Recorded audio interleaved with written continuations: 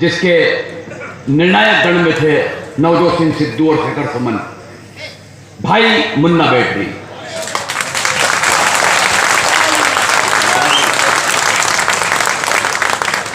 आपकी तालियां बता रही है कि आपको ज्यादा परिचय की जरूरत है नहीं उनकी, उनका परिचय आपसे हो चुका है।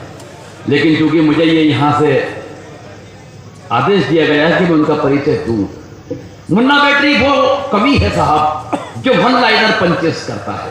एक लाइन में वो बात करना जो कविता को पूर्णता प्रदान करे, उस कवि में नाम शुमार होता है भाई मुन्ना बैटरी का।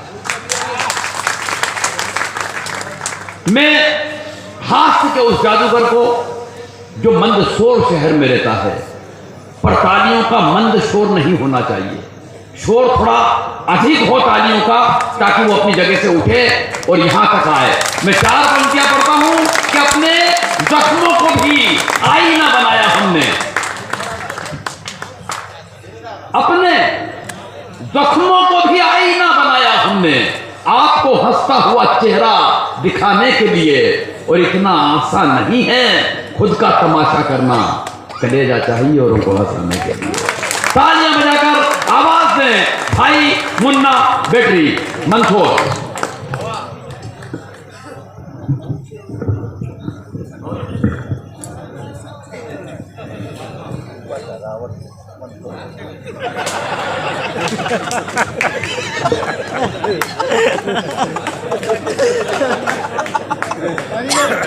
बहुत बढ़िया हो गया, हो गया। यही वाला मोटा माता है ना, ये मैदान में कुश्ती लड़ेगा।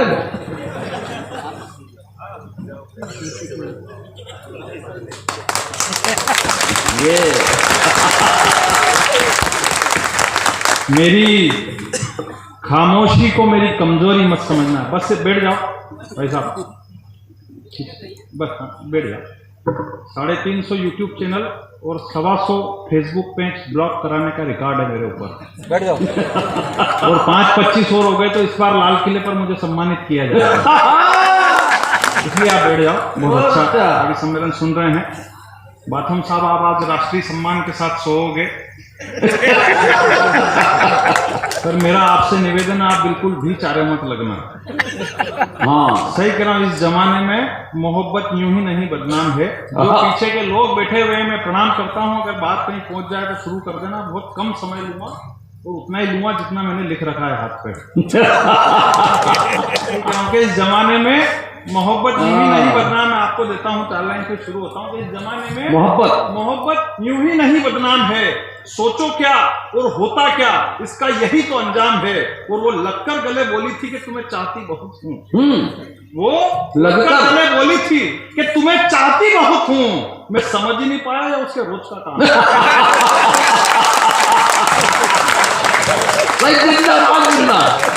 हो गया काम, हो गया। उसमें कौन सी बड़ी बात, ज्यादा माथाफोड़ी करने की जरूरत नहीं। वीर रस कर दिया, आपको धाम धूम मचा दी। क्या मतलब, मैं वीर रस बिल्कुल भी नहीं करूंगा। और उस दिन से मैंने वीर रस बिल्कुल बंद कर दिया जिस दिन से अपन ने नरेंद्र मोदी को गद्दी पे बिठा दिया।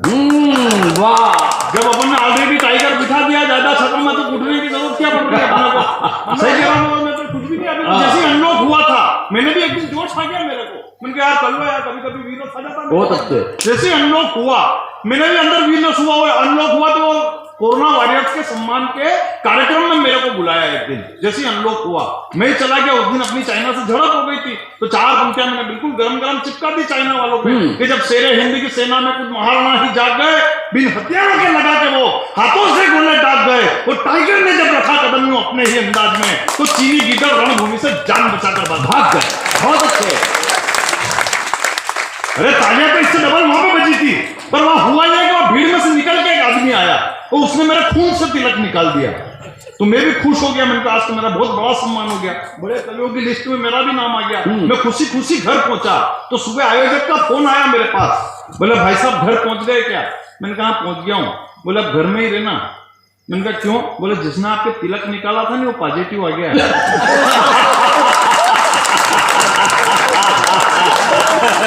बहुत अच्छा मुन्ना। तो वीर रस धरा का धरा नहीं कर दिया। भगवान की सोना चाइना वाला तो कहीं रह गए, मैं लपेटे में आ गया यहाँ पे। इसलिए अपने ऐसी कोई बात नहीं करना। सब कोरोना की इतनी सारी बातें कर रहा, कोई कोरोना हो रहा है, कोरोना बहुत अच्छी चीज भी देके गया है। सही कह रहा हूं, पहले इतना देश कृषि प्रधान देश हुआ करता था, जैसे ही कोरोना आया तो पता चला ये डॉक्टर प्रधान देश भी निकला। बहुत अच्छे। सही कह रहा कि जितने डॉक्टर हॉस्पिटल में नहीं थे उससे ज्यादा तो व्हाट्सएप पे ज्ञान दे रहे थे अपने को। भगवान के छोटे को एक नाक में नींबू निचोड़ लो, फिर दूसरा है वो नाक में काला नमक डाल लो, फिर तीसरा है वो नाक में पानी की नली छोड़ दो। मैंने तीनों एक साथ कर लिए। भगवान श्री सोगन बाद वो पत्नी बोली कि अगर आप इसमें सोडा और डाल लो तो नींबू की शिकंजी आपके हाथ में तैयार हो जाएगी। अरे तालियां तो बड़ी बड़ी, अगली बात तो बजाना। मैंने पत्नी से कहा कि अगर तू पीने को तैयार है तो मैं ये भी करने को तैयार हूँ। बहुत अच्छे। लेकिन आप बहुत बढ़िया सुन रहे हैं, बहुत अच्छा सुन रहे हैं। और अभी मैं तो बहुत देर से टेंशन में था, और मैं आधी टेंशन तो मेरी ये थी कि जब अतिथि निपट गए, कभी निपट गए तो शिल्डे काई के लिए रखी हुई यहाँ देख नहीं रहे हम, किसको देंगे समझ में नहीं आ रहा। अच्छा ये तो खैर शिल्डों की बात है, गिफ्ट का अलग मामला होता है। यहाँ तो खैर बढ़िया शिल्ड देंगे, सही है तो बाद में दे, मतलब चेक करके देंगे। नरवर के लोग हैं, इनको लगा के देने लायक तो देंगे, दो बहुत अच्छे। अगले साल कभी सम्मेलन करना सही करा। लेकिन ये गिफ्ट का मामला अलग होता है, ये तो कुछ भी नहीं। अभी थोड़े दिन पहले कवि सम्मेलन में गया, वहां पे तस्वीर गिफ्ट करी पैक करके बिल्कुल। मैंने कहा भीड़ भाड़ में कहाँ खोलूंगा इसकी पैकिंग, घर ले जाके खोल लूंगा। घर ले जाके खोला, अंदर से बंदर की तस्वीर निकली। मैंने तुरंत आयोजक को फोन लगाया, मैंने कहा सर ये क्या, इसके अंदर से तो बंदर की तस्वीर निकली। आयोजक बोला सर गलती हो गई, किसी और की आपके इसमें आगे क्षमा चाहते। मैंने कहा चलो आयोजक माफी मांग रहे, कोई बात नहीं। मैंने कहा इससे मेरी वाली ठीक आई की, बोला गधे की। भाई बहुत अच्छे, ताली हमारी है, बहुत अच्छे। बढ़िया कवित्री इतनी देर से कह रही मैं अपना हक जताने आई हूँ, मैं अपना हक जताने आई हूँ। उसको मालूम नहीं नरवर के लोग हैं। 4 लाइनें आपकी तरफ से देखा हूँ, जो पीछे तक के लोग हैं जिसने अभी तक ताली नहीं बजाई, ढंग से ताली बजा देना कवित्री के लिए। आपके लिए 4 लाइनें पढ़ता हूँ, आपकी तरफ से 4 लाइनें देना चाहता हूँ कि धोखा मिला जब प्यार में, जिंदगी में उदासी था कि ताली नहीं बजा, ताली में थक गया, ताली बजवा के बजाई नहीं रहा। सही करोगे, नरवर के लोग हैं, अपना हक कहाँ जताना है यहाँ पे। सही करोगे, धोखा मिला जब प्यार में, जिंदगी में उदासी छा गई, और हमने सोचा कि छोड़ देंगे इस राह को, पर आज मोहल्ले में फिर दूसरी आ गई। आनंद की बात, अपनी मस्ती लो, आनंद लो, कोई मतलब वाली बात। बहुत अच्छे। बड़े कवि, देश के बड़े कवि आदरणीय शंभू सिंह मनहर जी यहाँ बैठे हैं। इन्होंने नारा दिया था हर हर मोदी घर घर मोदी। एक बार जोरदार ताली इनके लिए बजाओ। बहुत अच्छे। जब से इन्होंने नारा दिया, कुछ कांग्रेसी मेरे भी पीछे पड़ रहे थे, बोले ऐसा कुछ हमारे लिए भी बना दो। अब मिली नहीं रहा मैटर, क्या करें। सही करा। आज शाम को ही मैंने 4:30 बजे कांग्रेस कार्यालय पे फोन लगाया, मैंने कहा एक नारा तैयार हो गया आज तुम्हारे लिए, वो तो सुना दूं। बोले यार भाई साहब हम पहले टेंशन में हैं, आज पूरी कांग्रेस वाले टेंशन में है। तो मैंने कहा कि आज दो तुम्हारे लिए एक नारा बन गया, अगर धंधा को आप पहुंच जाए तो फिर एक बार जरा व्यवस्थित ताली बजा देना कि हो गई कांग्रेस की बत्ती गुल, घर पहुंच गए राहुल। सही कह रहा हूं, ये हल्का था थोड़ा, अपन और बड़ा वाला करेंगे, कोई दिक्कत नहीं, समय मिलेगा कर लेंगे, जैसा भी वो गेम कर लेंगे, लेकिन बढ़िया वाला कर देंगे, कोई दिक्कत वाली बात नहीं है। आप बहुत बढ़िया सुन रहे हैं और यकीन मानिए इतनी देर से कह रहे हैं, लेकिन मैं आपको दावे से कहता हूं मैं पिछले 18 दिन से कवि सम्मेलन में हूं, और जितना बढ़िया आज हिंदुस्तान में आपके यहाँ सुना गया है उतने पूरे 18 दिन बहुत अच्छे।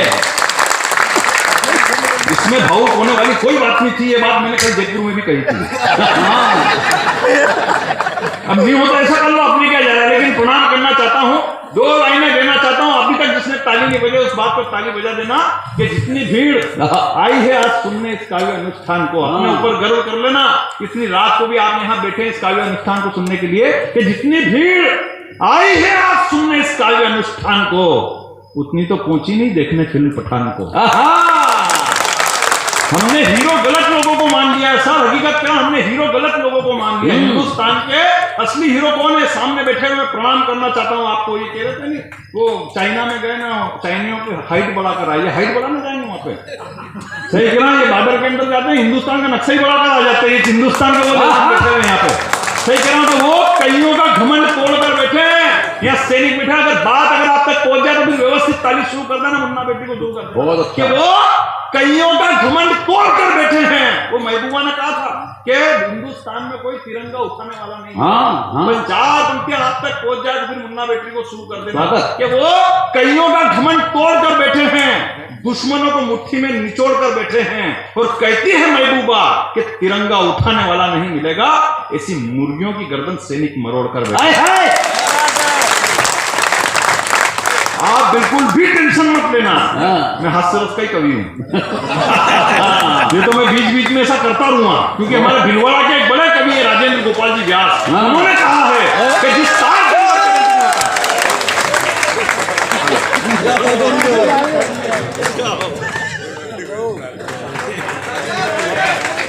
एक बार इनके लिए जरा ताली बजा दो। मैं बिल्कुल बीच बीच में ऐसा करता रहूंगा, आप बिल्कुल भी टेंशन मत रहना, बिठा लो इनको व्यवस्थित जगह पर। बहुत बढ़िया। और इधर 2 4 5 माला और ले जाओ, क्योंकि अभी ऐसी पंक्तियां और आएगी। या तो आप यहीं बैठ जाओ कुर्सी लगा के,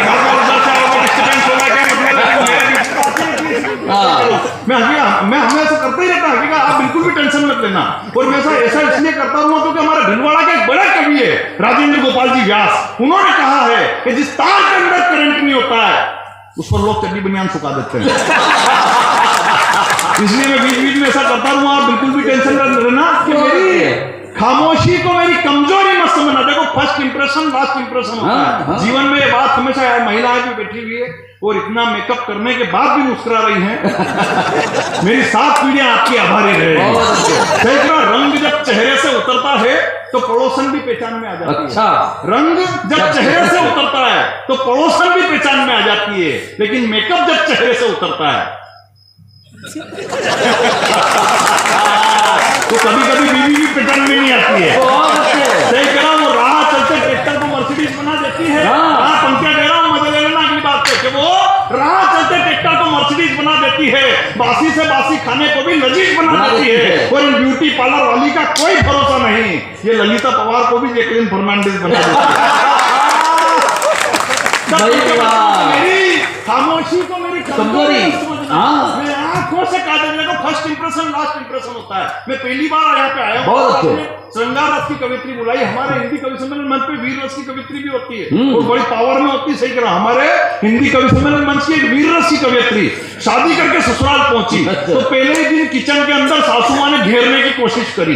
बोला, तुझे आलू भिंडी की सब्जी बनानी भी आती है, खाली मंच पे तलवारी चलाती रहती थी। वो वीर रस की कवियत्री थी। 1 मिनट में समझ गई कि आज अगर इस सासू मां की फाइल नहीं निपटाई तो ये मुझे पूरी उम्र टीचती रहेगी। तो इसने कहा, चलो सासू मां किचन के अंदर आपको बताती हूँ कि आलू भिंडी की सब्जी कैसे बनती है। वो वीर रस की कवियत्री थी, हर रात लाखों की भीड़ को निपटाती थी, सासू मां का लग रही उसके आगे।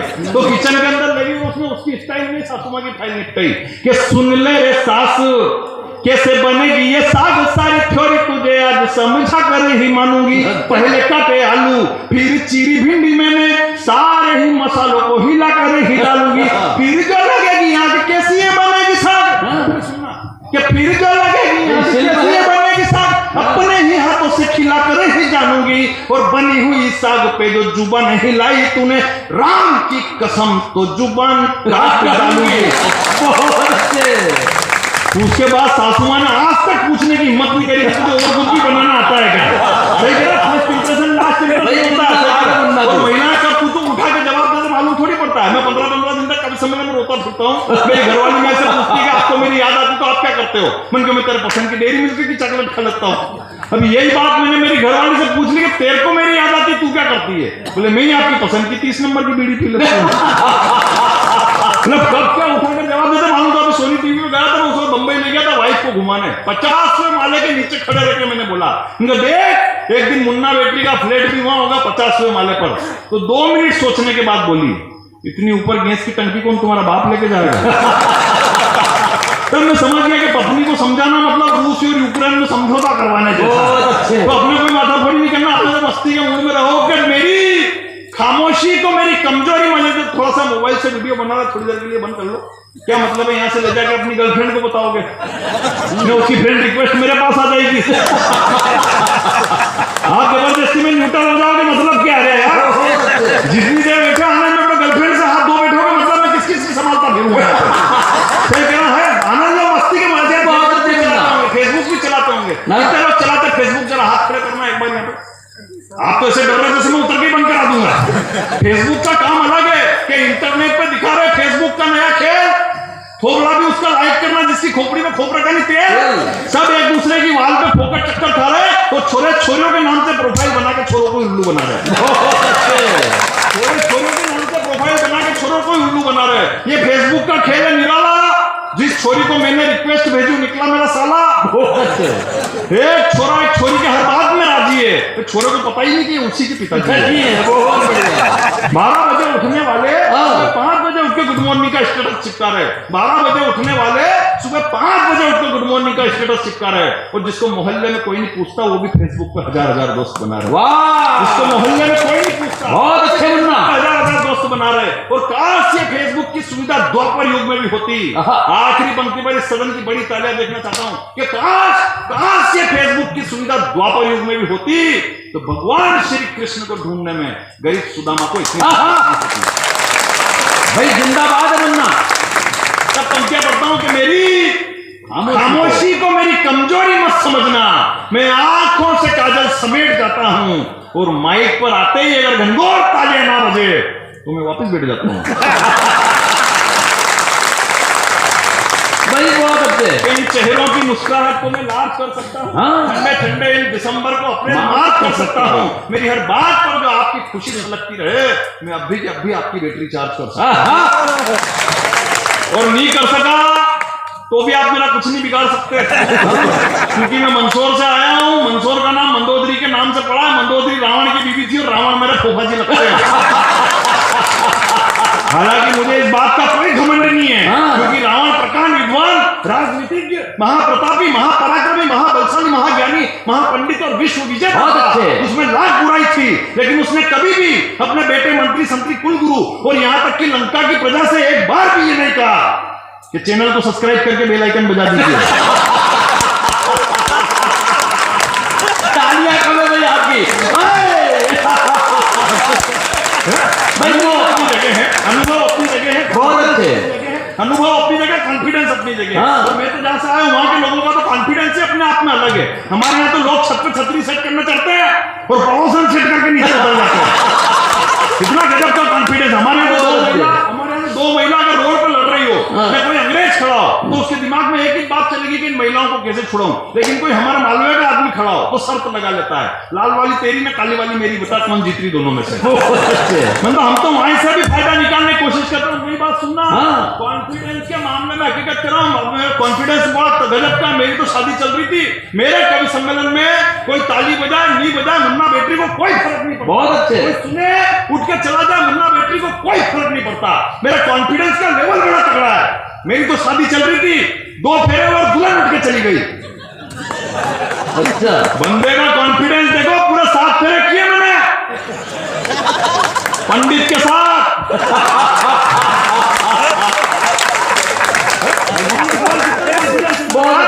दावे के साथ कहता हूं, बड़े लोग यहाँ बैठे हैं, आदमी सर बैठे हुए, प्रणाम करता हूं, मंत्री जी बैठे हैं, दावे के साथ कहता हूं, आज भी पूरे हिंदुस्तान में कॉन्फिडेंस के मामले में मेरा नंबर आज भी देश में दूसरे नंबर पे है।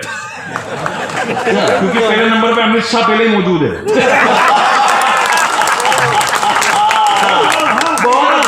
जमीन दिखा के आसमान जीत लेता है, और तारे दिखा के चांद जीत लेता है। और कौन समझ पाया इस देश में आज तक अमित शाह को वो 2 राज्य देके हिंदुस्तान जीत लेता है। सही कह रहा हूं। एक पत्रकार ने पूछ लिया अमित शाह जी से, मस्ती के मूड में, अभी होली पे मस्ती के मूड में पूछ लिया एक पत्रकार ने, बोले सर आपने एक 5 अगस्त के दिन राम मंदिर दे दिया, दूसरे 5 अगस्त पे आपने 370 हटा दी, अगली 5 अगस्त पे आपका क्या मूड है?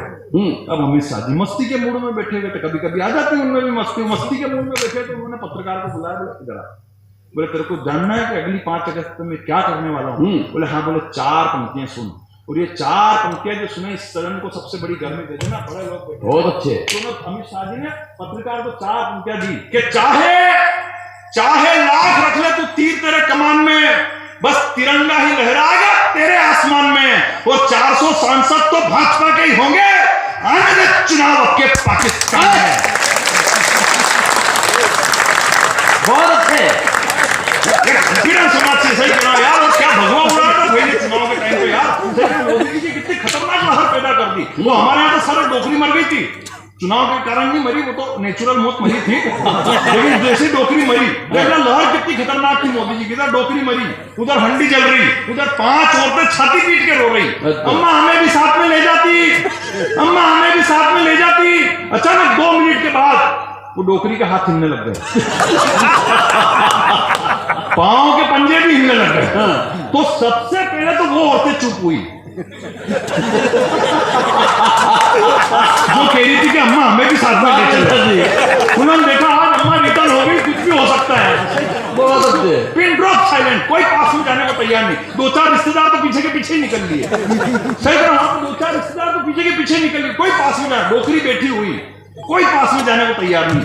बड़े वाले बेटे ने हिम्मत करी पास में जाने की, बोले माता जी आप वापस प्रकट हो गई हो, ये पूरे परिवार के लिए खुशी की बात है, आपका आशीर्वाद हमारे ऊपर बना रहे। तो डोकरी बोली बेटा मैं वापस नहीं आई हूं, मैं तो स्वर्ग के दरवाजे में चली गई थी, लेकिन एक बात तुझसे कहना रह गई थी, इसलिए मैं वापस पलट के आई हूं। तो बेटे ने बोले ऐसी कौन सी बात रह गई थी अम्मा? तो अम्मा ने पलट कर वापस उन 5 औरतों की तरफ देखा, बहुत अच्छे, उसमें से 3 तो उठ के ही निकल गई। बोले निकल रहे, डोकरी आज अपने को ही लेने के लिए आई। डोकरी अपने को ले, वो बिल्कुल बैठी हो गई। बड़े वाले बेटे ने फोर्स देके पूछा, बोली ऐसी कौन सी बातें हो जो डोकरी ने जो जवाब दिया उसको मस्ती लेना, जितने बड़े लोग यहाँ बैठे हुए। बहुत अच्छे। बड़े वाले बेटे ने फोर्स देके पूछा, बोले ऐसी कौन सी बात थी जिसको कहने के लिए आप स्वर्ग के दरवाजे से वापस आ गए? बोले केवल एक बात तुझसे कहना रह गई थी। बोले क्या? बोले आएगा तो मोदी।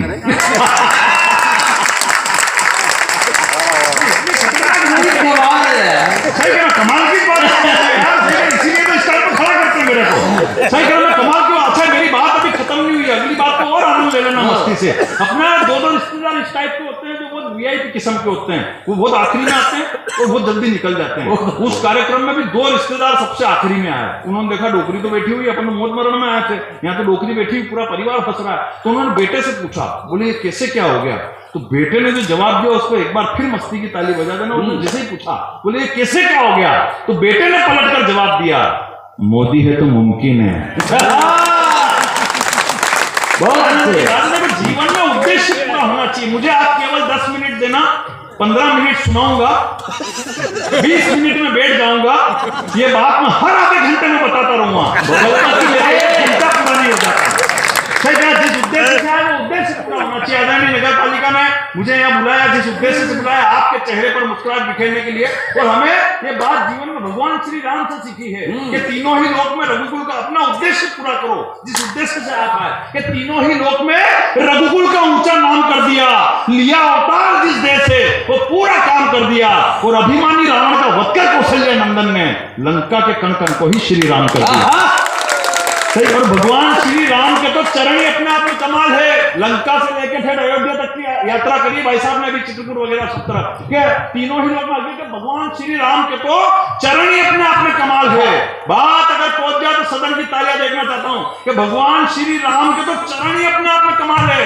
कौशल्या के आंगन में रखा, प्रजा भक्त हो गई, अहिल्या की शिला पर रखा, श्राप मुक्त हो गई, मिथिला के स्वयंवर में पहुंचे, सीता राम में लीन हो गई, दंडकारण्य वन में पहुंचे, धरती असुरों से विहीन हो गई, निषाद राज की कुटिया में पहुंचे, मित्रता अपार हो गई, केवट की नैया पर बैठे, भवसागर के पार हो गई, सबरी की कुटिया में पहुंचे, असुरों की धारा उमड़ गई, हनुमान की हथेली पर रखा, भक्त की कीर्ति दुनिया में बढ़ गई, सागर के तट पर रखा, रामेश्वरम की नींव गड़ गई, लंका की धरा पर रखा, लंकेश की नींद उड़ गई, और आखिरी लाइन पर संवेद तालियां उठे कि जो रखा कदम लॉकडाउन में दूरदर्शन पर, तो उस गरीब की टीआरपी बढ़ गई। भाई गरीब की टीआरपी का जवाब नहीं, कदम दूरदर्शन पर गरीब की टीआरपी बढ़ गई। जब लॉकडाउन के दौरान जब रामायण आ रही थी, मेरे पड़ोस में एक बुआ जी है, वो बोले भला हो इस कोरोना का जो राम जी के दर्शन करा दिए। वाह, मैंने कहा ये तो अच्छा रहा बुआ जी, आपको कोरोना हुआ नहीं। कोरोना यमराज के भी हो सकते थे। सही है, लॉकडाउन के दौरान तो ऐसी स्थितियां सही है। सर आप भी बैठे हैं, प्रणाम करना चाहता हूँ, लेकिन घर में स्थिति सबकी एक जैसी थी, बोली आप हो या हमारी सबकी स्थितियां एक जैसी थी घर में। हम पहले जब कवि सम्मेलन में 2020 में जब घर पहुंचते थे तो हमारा स्वागत राजा महाराजाओं की तरह होता था। लॉकडाउन में हमारी घरवालियों ने हमसे जाले तक साफ करवा लिए। दिल की हसरतों को दिल में दबाना तक सीख गए। लॉकडाउन में ऐसी स्थिति हुई कि दिल की हसरतों को दिल में दबाना तक सीख गए। जब फुल लॉकडाउन लगा हुआ था, हकीकतन जब फुल लॉकडाउन लगा था, नवरात्रि आई थी बीच में, मैंने हिम्मत करी, कॉन्फिडेंस का कमी हूं, मैंने हिम्मत करी कि आज कुछ भी हो जाए माता जी के दर्शन करके ही छोड़ूंगा। मैं घर से बाहर निकला, हमारा गांधी चौराहे पे पुलिस वालों ने 2 लठ मारे मेरे, लेकिन कॉन्फिडेंस बंदे ने हिम्मत नहीं आ रही। आखिर माता जी के मंदिर में पहुंचा, जैसे ही मंदिर में पहुंचा माता जी मंदिर में थे ही नहीं। मैंने कहा चलो हमारे यहाँ भोलेनाथ जी का मंदिर, मैंने कहा इनके दर्शन कर लो, तो भोलेनाथ जी भी मंदिर में नहीं। फिर हमारे यहाँ बस स्टैंड पे बालाजी का मंदिर है, मैंने कहा चलो इनके दर्शन कर लो, बालाजी भी मंदिर में नहीं। आखिर वापस रिटर्न हुआ, गांधी चौराहे में फिर 2 लठ पड़े और घर पहुंचा। बाद में जैसे ही अनलॉक हुआ तो मैं शिकायत लेके माता जी के पास पहुंचा। मैंने कहा माता जी मैं 2 लठ खा के आपके दर्शन करने आया था, आपने मुझे दर्शन नहीं दिए। तो माता जी बोले कि बेटा फुल लॉकडाउन लगा हुआ था, किसी के भी घर में रुपये पैसे की कोई कमी नहीं आ जाए, इसलिए मैं लक्ष्मी का रूप धारण करके लोगों के घरों में। बहुत अच्छा मुन्ना। उसके बाद में भोलेनाथ जी के मंदिर में पहुंचा। मैं कहा भोलेनाथ जी मैं 2 लट्ठी खा के आपके दर्शन करने आया और आपने मुझे दर्शन नहीं दिए। तो भोलेनाथ जी बोले बेटा मैंने सर पे गंगा विराजित कर रखी है, किसी के भी घर में पानी वानी की कोई कमी नहीं आ जाए, इसलिए मैंने नगर पंचायत का काम संभाला। अगर तालियां तो अगली बात तो बजाना। उसके बाद में बजरंग बली के पास पहुंचा। मैं तो अभी सीता जी को ढूंढने जाना था, न किसी रावण की लंका में आग लगानी थी, मैं 2 लट्ठी खा के आपके दर्शन करने आया और आपने मुझे दर्शन नहीं दिए। तो बालाजी बोले कि बेटा जो गांधी चौराहे पे तेरे 2 लट्ठ पड़े थे वो पुलिस वाले के रोल में मैं ही था। बहुत अच्छे भाई, मुन्ना जवाब नहीं दे रहा, ताली देकर फिर मिलकर बजेगा। बहुत अच्छे मुन्ना। ईश्वर किस रूप में आ जाए मालूम नहीं पड़ता, और किस रूप में आए तो वो खतरनाक रूप में आते हैं ईश्वर। सही कहना, हकीकत प्रणाम करता हूँ। ये कविता बड़ी हकीकत क्या है, हिंदुस्तान में पुलिस के ऊपर बहुत नेगेटिव टिप्पणियां की जाती है, लेकिन मैं एकमात्र ऐसा बंदा हूं जो पुलिस के समर्थन में बोलता हूं। हिंदुस्तान में पुलिस अपना काम ईमानदारी से करना चाहती है, लेकिन दुख तो तब होता है जब पुलिस के ऊपर पत्थर फेंके जाते हैं, थूका जाता है और कोई मानव अधिकार वाला उनके समर्थन में जाकर तब मुन्ना हकीकत कह रहा हूं। मैं 4 पंक्तियां पढ़ता हूं कि इंसाफ नहीं मिलेगा यहां लिखने से मोबाइल में। हिंदुस्तान में जब भी किसी बेटी के साथ कोई दुराचार हो जाता है तो हम केवल फेसबुक पर अपनी एक पोस्ट डाल के अपने कर्तव्य की इतिश्री कर लेते हैं, लेकिन हिंदुस्तान में होना हर महीने किसी न किसी बेटी के साथ दुराचार होता था। तो उससे पहले 4 पंक्तियां पढ़ता हूं। मेरा प्यारा भाई सुमित बैठा है कि रीति रिवाज और संस्कृति से जो तेरी निगाह न हटती, मेरी बहन बैठी है भगवा पहनकर, मुझे बहुत खुशी हो रही है बहुत अच्छे कि रीति रिवाज और संस्कृति से जो तेरी निगाह न हटती तो तेरे परिवार की इज्जत भी उस समाज में न घटती, और आफ्ताब की जगह अगर माँ बाप पर विश्वास किया होता तो श्रद्धा तेरी लाश 36 बहुत अच्छे मुन्ना। हर महीने किसी न किसी बेटी के साथ कोई दुराचार होता है, लेकिन प्रणाम करना चाहता हूं आपको, पुलिस बैठी 4 पंक्तियां पढ़ना चाहता हूं, आपकी गंगों और तालियां देखिए। मुन्ना ये ले लो, बहुत अच्छा। सही कह रहा हूं, किसी न किसी बेटी के साथ कोई दुराचार हो जाता है, हकीकत कह रहा हूं, फेसबुक पर केवल अपनी एक पोस्ट डाल के अपने कर्तव्य की इतिश्री कर लेते हैं, लेकिन हिंदुस्तान में अब होना क्या चाहिए, जो आग आपके अंदर जल रही हो वो मैंने अपने शब्दों में बयां कर दिया। तो आपकी तालियां थप्पड़ के रूप में देखना चाहता हूं कि इंसाफ नहीं मिलेगा यहां लिखने से मोबाइल में। अब वही करना है जो होता है अरब और इजराइल में, और चाहते हो कि सुरक्षित रहे बेटियां इस देश में, तो बलात्कारियों को निपटा दो हैदराबाद स्टाइल में। वाह,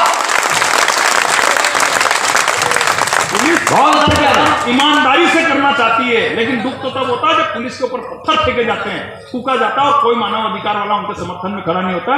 तब एक कविता पढ़ता हूं कि एक खाकी के जीवन में कितना दर्द समाया होता है, हर पल होता मौत से सामना, वो जिंदगी को दगा देता है। अरे टेंशन होती है लाखों की, तनख्वाह मामूली पाता है, और त्योहारों के मौसम में जब अपनों से वो दूर खड़ा खुद को बेबस अकेला पाता है। एक खाकी के जीवन में कितना दर्द। पुलिस वालों को कोई कम टेंशन होती है क्या? पुलिस वालों को सबसे खतरनाक टेंशन होती है हिंदुस्तान में। सही कह रहा, इनके ऊपर से टेंशन आती है और कभी कभी ये अपने को पकड़ा देते हैं।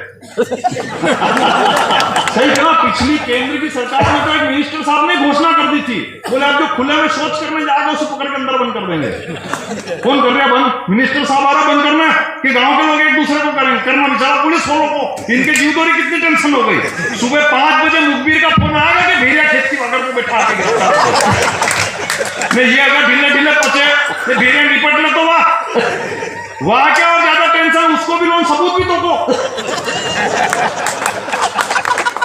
मैं वो अगर तालियां तो अगली बात को बजाना, वो अगर थाने पे जाए बात मर जाए कि ये मेरी है नहीं। इतनी टेंशन होती है यार पुलिस वालों की जगह में, कितनी टेंशन होती है।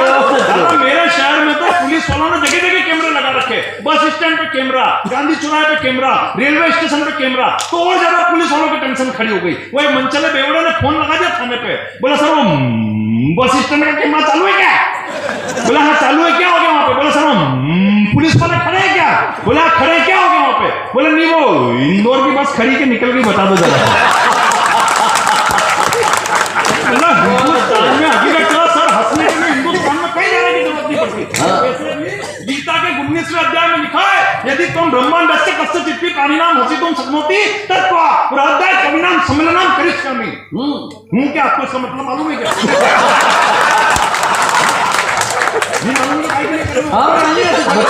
हालांकि देखो मालूम तो मेरे को भी नहीं है, ये तो मैंने कहीं पढ़ा था, उनके पापों जैसा होगा निपटेंगे। और अभी बाद में दादा नहीं मेरे को बताया, बोले बेटा गीता के 19 अध्याय होते ही 18 भी खत्म हो जाती है। तब मैंने कहा कि जीवन में गुरु का होना कितना आवश्यक है, और इनके जैसा गुरु हो, चेले का बेड़ा ही पार हो जाता। पहली बार नहीं मेरे को बेंगलोर हवाई जहाज में बिठा के पहली बार हवाई जहाज के अंदर बैठा, उन्होंने बॉक्स के अंदर अटैची रखी, वो जेब से जंजीर निकाल कर ताला चाबी कर रहे हैं हवाई जहाज के अंदर। मैंने कहा यार भाई साहब ये वाला दृश्य तो मैंने रेल के अंदर देखा। बोले तू पहली बार बैठा, तेरे को नॉलेज नहीं है। रेल के अंदर अगर कोई अटैची लेके भागता तो उसे दौड़ के पकड़ सकते हैं, हवाई जहाज के अंदर कोई भगा तो मैं नीचे थोड़ी कूदूंगा क्या? मेरे को लग गया उनके जीवन में बड़े लोगों का होना होता है। हालांकि देखो मेरे को गीता का नॉलेज भी होता तो मेरे को कौन सी पंडिताई करनी थी, और बहुत सी बार जो आजकल पंडिताई करते हैं उनको भी नॉलेज नहीं होता। मेरे बोलने में अभी राम कथा हुई, पंडित जी ने वृतांत सुनाया, बोले हनुमान जी श्रीलंका के अंदर कूदे और रावण की धोती धू धू करके चलने लगी। यार पंडित जी ये वाला वृतांत तो मैंने कहीं सुना ही नहीं। तो पंडित जी ने तुरंत डैमेज कंट्रोल किया, उन्होंने कहा नहीं बेटा आज तो हनुमान जी की पूंछ में ही लगी थी, रावण की धोती तो धोखे में तार पर सुखा रखी थी, उसने आज पकड़ ली। बोला अपने यहाँ डैमेज कंट्रोल करने के मामले में, और ये कवि क्या है, कवि है बैठे हुए सब डैमेज कंट्रोल करने के मामले में माहिर है सब। आज तो खैर भाजपा के लोग बैठे इसलिए हम लोगों को ज्यादा कोई टेंशन नहीं है, लेकिन उधर राजस्थान में कांग्रेस की गवर्नमेंट है और 90% कभी भाजपा वाले होते हैं, उधर जाते हैं और हमारी टेंशन खड़ी हो जाती है। जिस आयोजक को देखो वही हमको होटल में आके चमका के जाता है राहुल गांधी के खिलाफ। सही कहा, मतलब भगवान जो ऐसी स्थिति हो जाती, पिछली नवरात्रि में तो 20-20, 25-25 कवि सम्मेलन लगातार, एक एमपी में दूसरा राजस्थान में, हमें मालूम नहीं कहां पे क्या करना है। एक मंच में तो मैं जाके भूल गया, मैंने जाते कि मैं जो राहुल जी को उधेड़ना शुरू किया राजस्थान में, जाते कि मैं जो राहुल जी को उधेड़ना शुरू किया, जो उधेड़ना शुरू किया, सामने से अध्यक्ष जी बैठे हुए और ऐसे ऐसे कर रहे। अच्छा मेरे को लग रहा है कि इनको मजा आ रहा है, तो मैंने और उधेड़ना शुरू किया। नीचे से एक पर्ची आई, बोले बेटा मंच कांग्रेस का है, आज पेमेंट लेके जाएगा क्या? लेके जाएगा। तो मैंने तुरंत डैमेज कंट्रोल किया, जो डैमेज कंट्रोल किया ताली उस बात को बजा देना, मैंने तुरंत डैमेज कंट्रोल किया। मैंने कहा राहुल अगर 97 पे आउट नहीं होता तो भारत आज वर्ल्ड कप जीत जाए। अध्यक्ष जी ने फिर ताली बजा दी। हम तो क्या मतलब डैमेज कंट्रोल करने के मामले में माहिर है। हालांकि देखो मेरे को भी उस व्यक्ति के लिए डैमेज कंट्रोल करना पड़ा जिसने पूरी कांग्रेस को डैमेज करके रखा।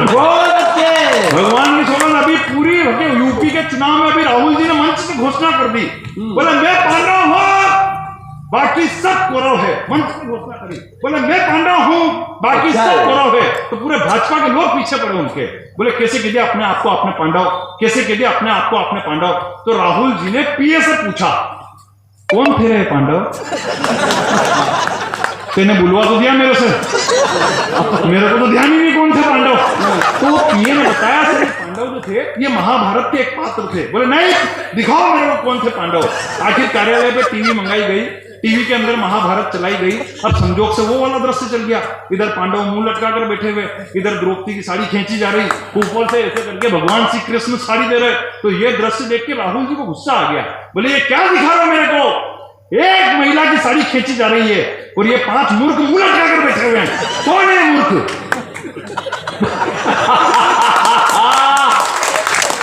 बहुत अच्छे। तो पीए ने बताया सर ये पांडव है। तो वो बोले वाह तो फिर उधर के आदमी का नाम लेने के लिए बोलता था, बोला सर वो कोरा में उन्हीं का आदमी तो खींच रहा है।